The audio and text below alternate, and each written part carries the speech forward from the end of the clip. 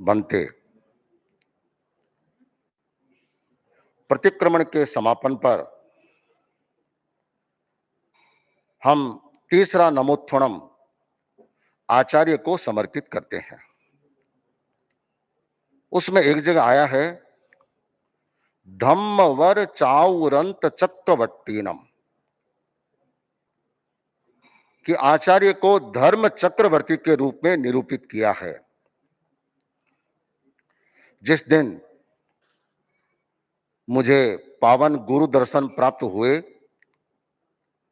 उस दिन भी मैंने श्री चरणों में यह बात निवेदित की कि आचार्यवर, जब हम तेरा पंथ इतिहास पढ़ते हैं तो इसमें मामूली मामूली घटनाएं एक पूरा अध्याय लेकर के चलती है।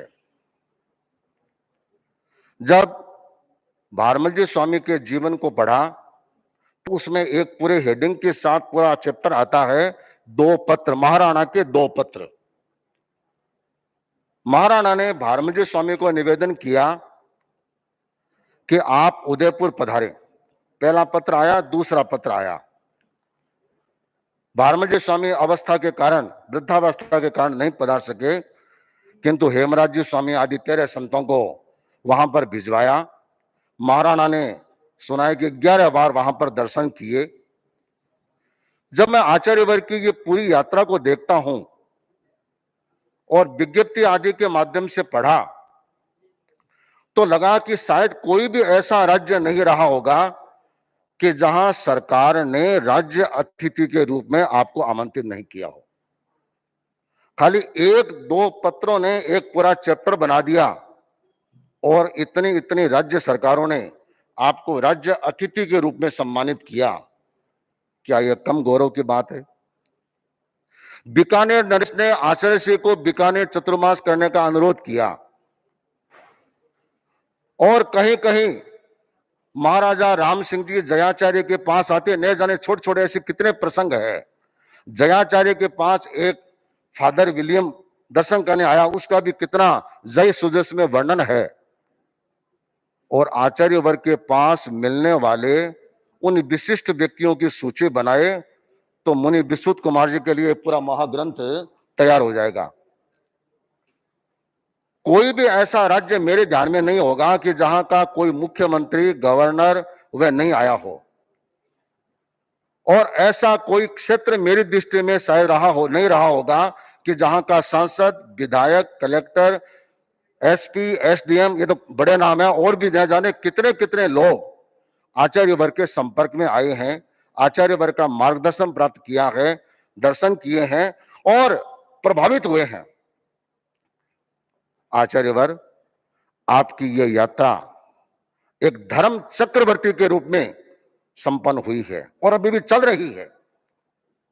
चाहे कैसी भी स्थितियां आई, किसी भी तरह का क्रम बना, किंतु आपका अप्रतिहत प्रभाव एक प्रभावक बना।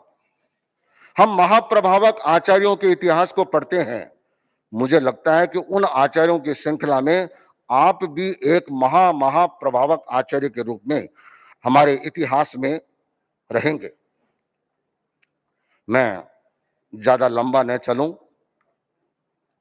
मैं श्रद्धेय मंत्री मुनिश्री कई बार अपने प्रवचन में अपने पूर्ववर्ती मंत्री मुनिश्री के इस वाक्य का अनेक बार उल्लेख करते थे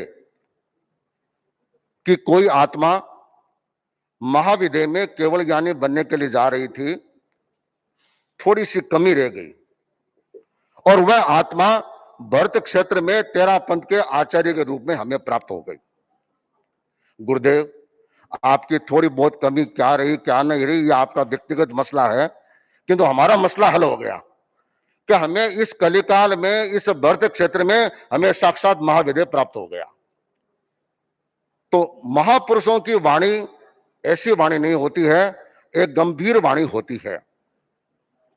इसके साथ साथ मैं कई बार श्रद्धेय मंत्री मुनिश्री को समय समय पर निवेदन करता कि मुनिश्री, मैं आपके पास रहता हूं, बच्चा हूं, छोटी मोटी गलती भी हो जाती है, पर कभी भी आप उस गलती को लेकर मन में मत रखना। जो है कान पकड़ना, कुछ भी पकड़ना, आप फरमाना, तारे तू कैसी बात करे, बात इसी है को नहीं उसी, तो मैं रखूं भी को नहीं अंदर, हाथों हाथ कह देशू। इतना कृपा भाव था। आज पट्टोत्सव के इस पावन प्रसंग पर मेरे मन में आया कि मैं भी आचार्य वर्ग को कुछ निवेदन करूं। मुझे लगा और अनुभव हुआ कि आचार्य परिवार की मेमोरी बहुत शार्प है, स्मृति बहुत प्रखर है, तो मैंने सोचा इसका उपयोग करना चाहिए। तो इस पावन दिवस पर मैं एक ही निवेदन करना चाहता हूं कि आपकी कृपा दृष्टि आपके स्मृति प्रकोष्ठ में हमेशा सुरक्षित रहे, पहली बात। दूसरी बात, कभी कोई छोटी मोटी भूल तो बहुत बड़ी चीज है, कभी आपके दिमाग में यह बात आ जाए कि उदित तो यह क्या करो, यह भाव भी आपके स्मृति प्रकोष्ठ में संरक्षित नहीं रह करके और शेयर कराने का मैं अनुरोध करता हूं। बस के मध्य कहने अभिवंदन।